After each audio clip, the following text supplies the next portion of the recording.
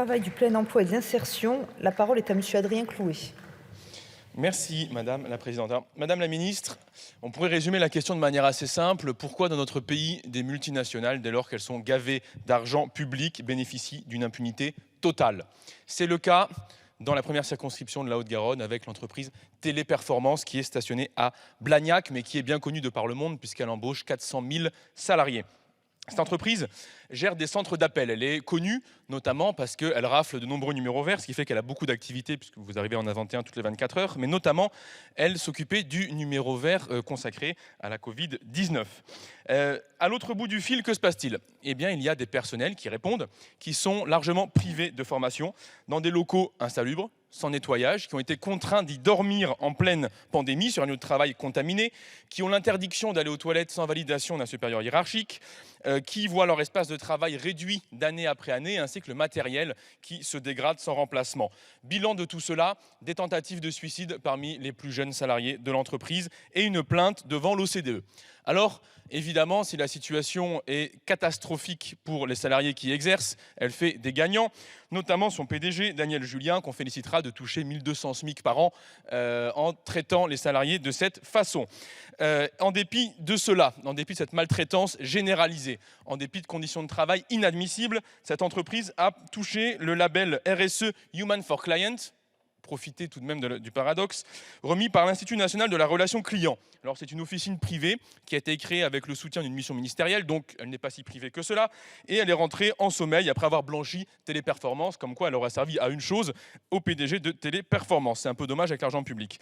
Et cette entreprise, en dépit de tout ce que je viens de vous exposer, bénéficie de contrats publics à gogo. Elle rafle des numéros verts, mais pas que, et elle sert de plateforme d'appel massive pour l'action publique de notre pays.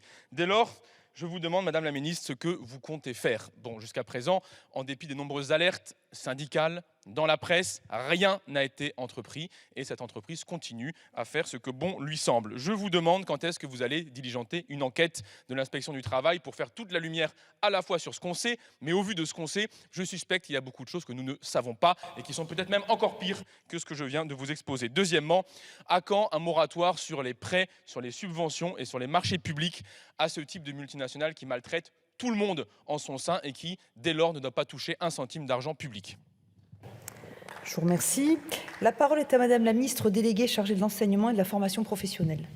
Merci Madame la Présidente, Mesdames et Messieurs les députés. Monsieur le député Adrien Clouet, vous interrogez le gouvernement sur la question des conditions de travail des salariés de l'entreprise Téléperformance et sur une intervention de l'inspection du travail au sein de cette entreprise.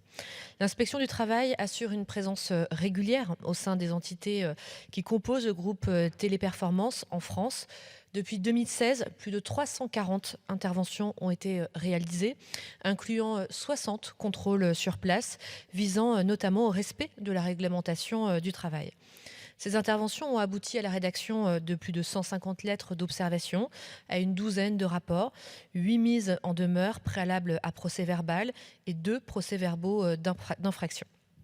Je tiens à rappeler la mobilisation extrêmement importante et constante des agents de l'inspection du travail pendant la pandémie de Covid-19. Ils ont été constamment sur le pont pour contrôler le respect des obligations des entreprises et l'entreprise Téléperformance n'y a pas échappé, a fait l'objet de plusieurs contrôles à cet égard.